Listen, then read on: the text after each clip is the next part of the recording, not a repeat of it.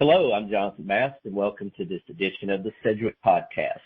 Today, my guest is Beau Bishop, Senior Vice President, Catastrophe Operations for Sedgwick, and really looking forward to talking to Beau today. Beau does a lot of interesting stuff, and he's going to share with us planning for disasters before they strike. Got some great information. So, Beau, thanks for being with us today. Thank you for having me. Well, I understand you're out in the field right now and doing some work and things, and we'll just jump right in. Talk about first question: when disaster strikes, getting the right catastrophe solutions to the right places quickly are essential.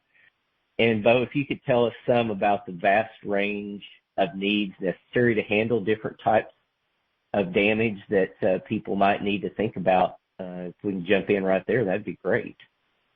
Absolutely. The first thing that we think about when a catastrophe strikes is the safety of the people involved, the safety of the insureds, the safety of the first responders that will be coming to assist them.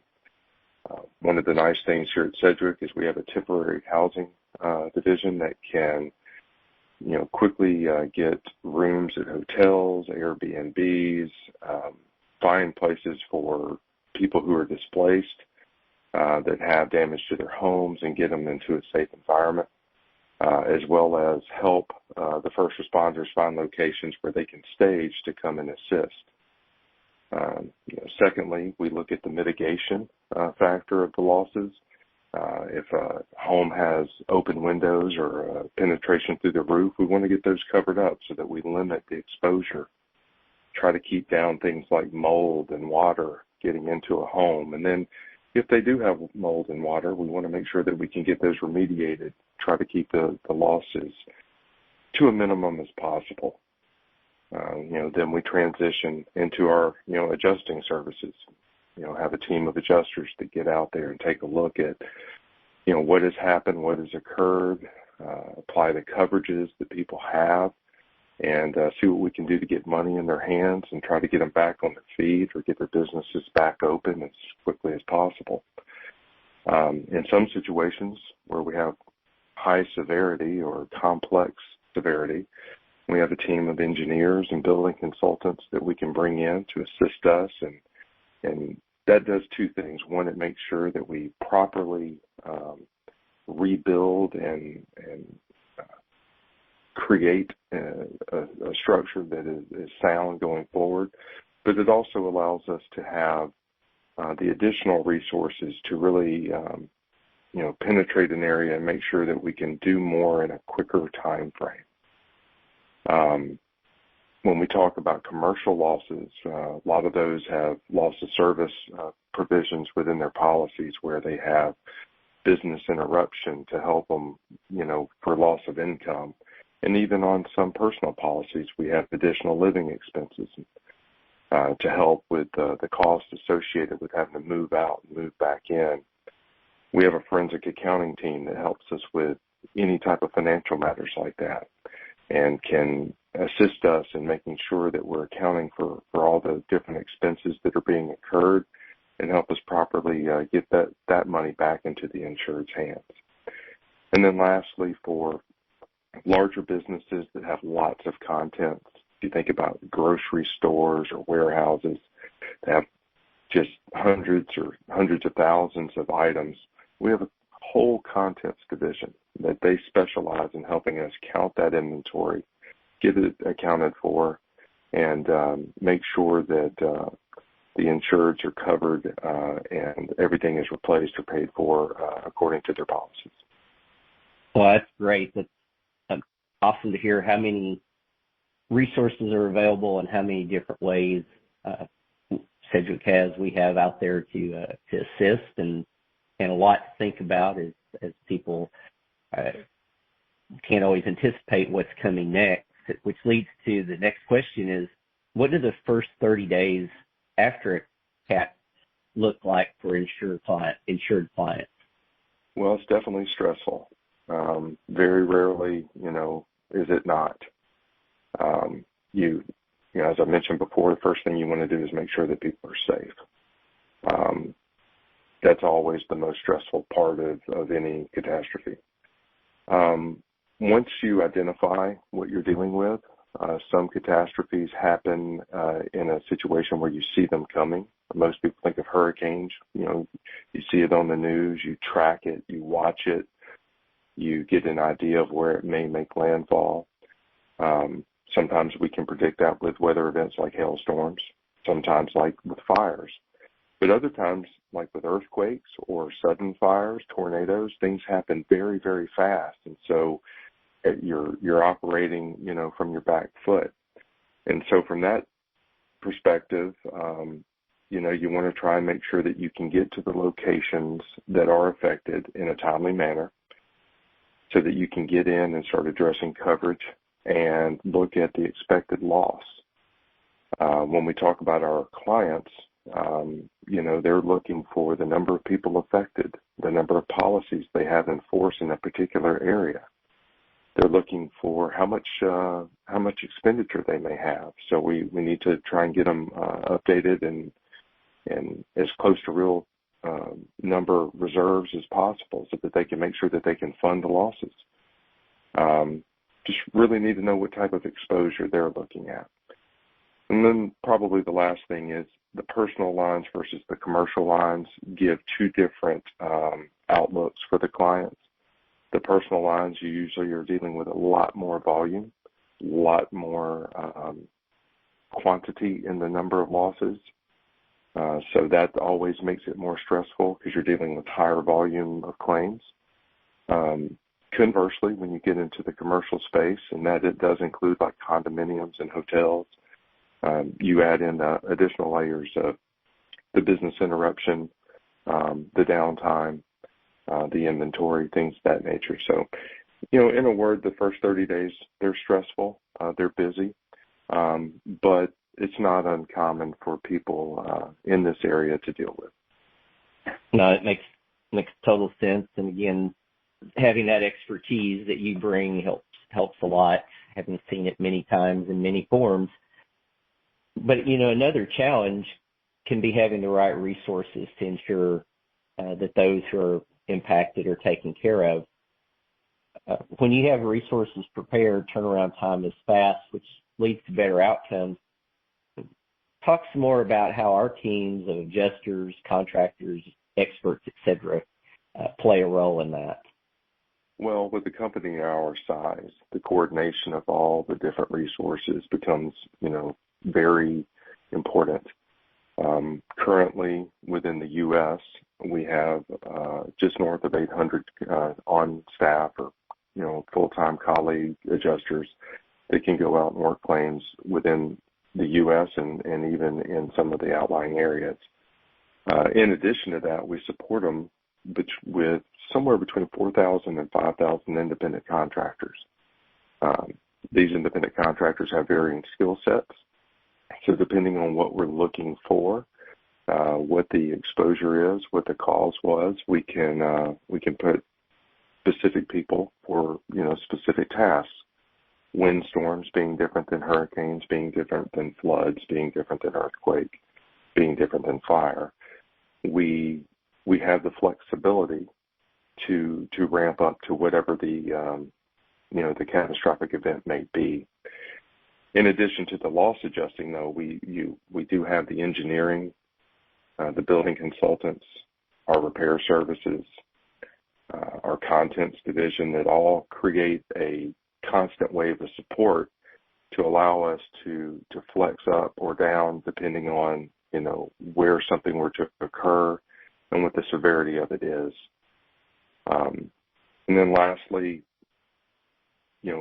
we're becoming more global in our reach. We've done a lot of work with Australia, Canada, the United Kingdom. The areas that are English speaking are a lot easier for us to assist with, but that doesn't mean that we can't help in other areas like Latin America or even, up in Canada where we have, French speaking insurers and clients. Lastly, I would like to bring up our operations based in the U.S. they can handle a considerable amount of volume for those files that don't necessarily require a field investigation, and they are able to assist our colleagues throughout the world.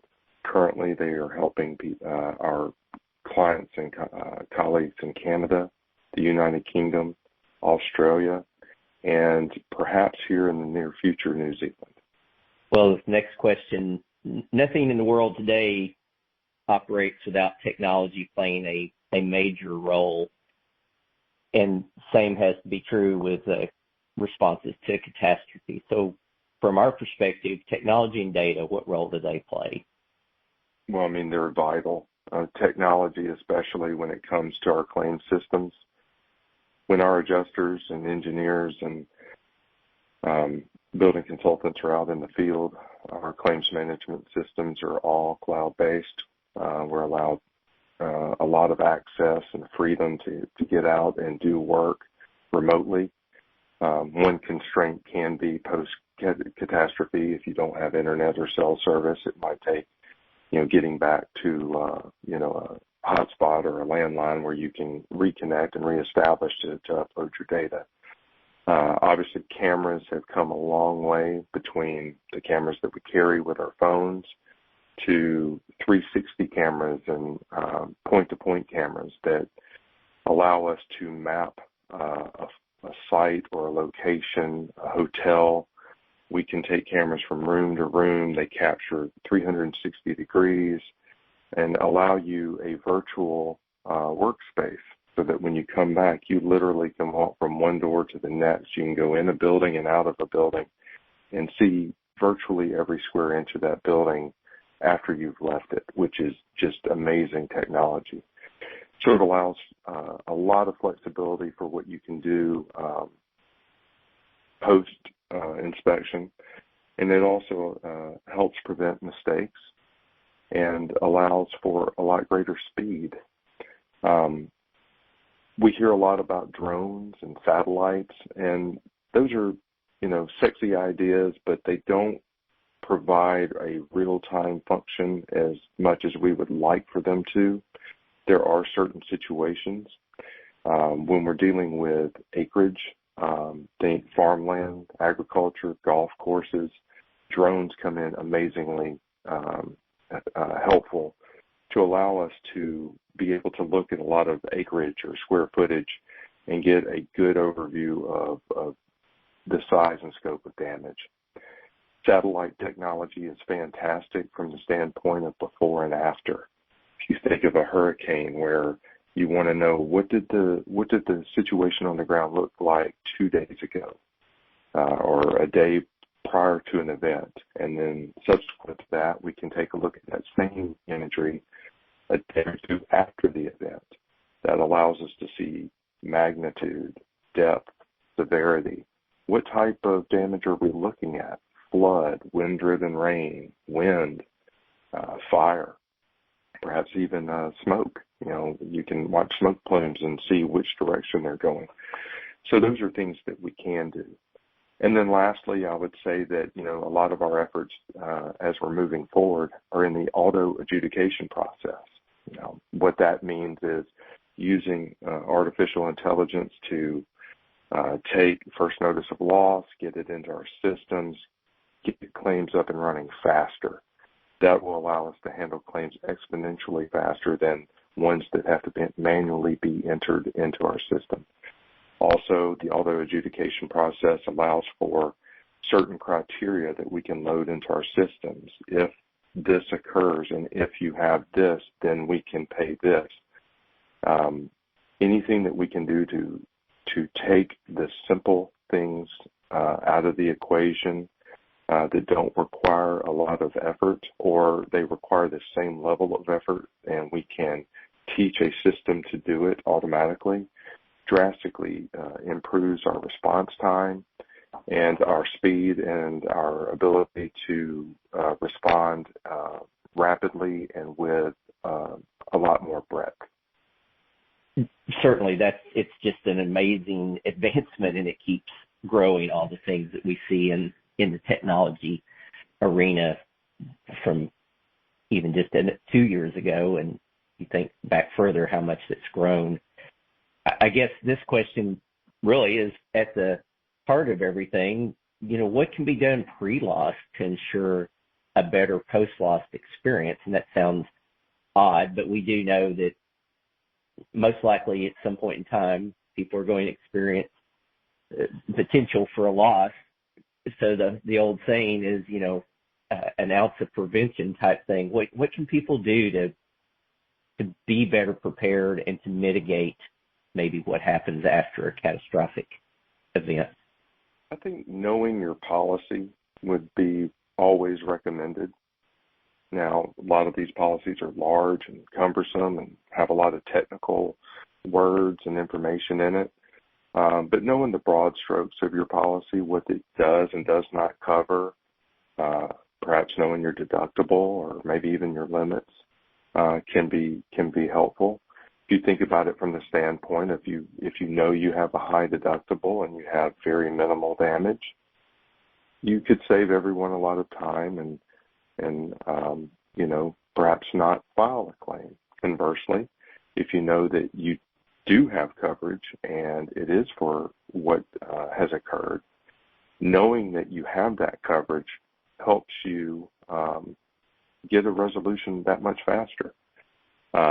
Knowing your agent or broker, having a relationship with those individuals, knowing how to get in touch with them, both, daytime and nighttime, having, their contact people, or, person or people is always helpful, and their phone numbers, and have those in your cell phone, so if you have to evacuate, you still have that information with you.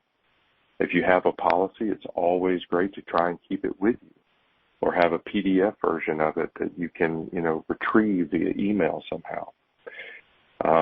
The other thing that you can do, for a better post-loss experience would be take heed of evacuation notices. Trying to live in a situation post-catastrophe is very, very difficult. A lot of times you don't have electricity, you don't have water, you don't have emergency services. Life is a lot more comfortable dealing with what has happened if you're in a safe environment. And I think more and more, and the intensity of these storms, the breadth of these storms, people need to take heed of these evacuation notices. They need to know the routes to evacuate. Watch your local, state weather reporting. Find out what's going on. Look for low-lying areas. Look for pinch points in traffic so that you know how to get out of the situation. And then lastly, whether it be a home or a business, as we just talked about with technology, everyone walks around with an amazing piece of technology in their hand or in their pocket or in their purse every day, and that's their cell phone. You can take video, you can take photos. Knowing what you have, knowing what was there, knowing the condition or state in which you left it is all helpful to adjusting post-catastrophe. It's a lot easier to look at before and after and help assess what was there and what is the condition of it now. Now, we're certainly not asking anyone to hop up on their roofs or do anything dangerous. I don't mean that. But knowing, hey, we had this furniture here, this inventory here. This is the state of our house, from the front porch before we left, and this is what we came home to. Any type of information that can be provided post-catastrophe from the insured is always welcome. Those are all great tips and things to think about. I know I've got a lot of pictures of just my property just in case, so it's always good to have that. I know it's always difficult to talk about specifics, but we've had, unfortunately, plenty of examples of catastrophes in the last couple of years and other events that you've been a part of. Can you talk about an example of a loss that ways your team followed, the Cedric's Caring Count philosophy to support our clients and communities in general terms? What I can tell you is if we think to this current year with Hurricane Ian, it affected the western shores of Florida and then impacted the state of Florida up through the I-4 corridor and then up into the Carolinas. That storm was relatively impactful to one particular area. And so from that standpoint, we can descend all of these resources down and help people from beginning to end in a quick and efficient manner. Conversely, we had a winter storm that hit the U.S. between Christmas Eve and New Year's. That event has affected almost 40 states. The reason I bring that one up is the fact that Sedgwick has enough size and scope and magnitude that we were able to help individuals in all of these 40 locations with both staff colleagues and with contractors. We have engineers. We have all of the various services at our disposal, and they have been able to help in each and every one of those states. And having the ability to go anywhere at a moment's notice has proven to be such a great advantage for us to be able to help people and help them quickly. That's very true, and I know all the team is always out there on demand and has been tremendous in their responses. And we hear so many great stories that come out of how the Sedgwick colleagues have helped those during times of need. So as we close, lastly, where can people learn more about CAT claims, catastrophe planning, and response solutions, Beau? Well, as with any company these days, we have, a very robust website. They could visit our CAT Resource Center, which is located at sedgwick.com. There's a CAT Resource Center button there in the upper portion of the screen. They also could contact our team at new assignment at sedgwick.com, which is always a great way for anybody to report a claim. They also, from our website, could reach out to our sales team directly, especially if it's a client and they want to know more about specific services, or if they have specific questions about the scope and breadth of our services. As we've mentioned during this interview, that we have such an expansive variety of things and services that we can offer. Sometimes it takes more than just a simple conversation. It takes presentation, it takes Q&A, and we're certainly happy to do that with anyone who wants to know more about us. And then lastly, I would say knowing the operational steps of a catastrophe is always important. If you go through our sales department, we can walk people through the planning stages of an event that we know is going to occur and how we respond to those. You think a hurricane where we track it for a week and we watch it make landfall. That is a particular set of criteria that we follow, and people want to know, how exactly do you do that? Well, that's a scenario that's better walked through more presentation style. And then secondly, for those that happen real time, the easiest example of that would be an earthquake. What does our immediate response look like? Those things are better handled with a verbal communication or a presentation, as opposed to just a simple click on this link and let us take you there. So we can do both. So highly recommend going to sedgwick.com and looking at the services that we provide. They're all listed there. And then specific to CAT, take a look at the Catastrophe Resource Center, and it will direct you to myself as well as many others that are here to help. Well, Beau, thank you for all the great information today, and this is always one of those areas where no one wants to, have to be a part of these services, but we know they happen, and so the planning, the preparation, knowing how to contact, access, knowing that Sedgwick and our great team will be there, all this is really important. So, again, thanks for taking time to speak with us today. Absolutely. I appreciate the time, and anytime you need help or need any information, I'm here to assist. Well, to our listeners, until next time, have a great week.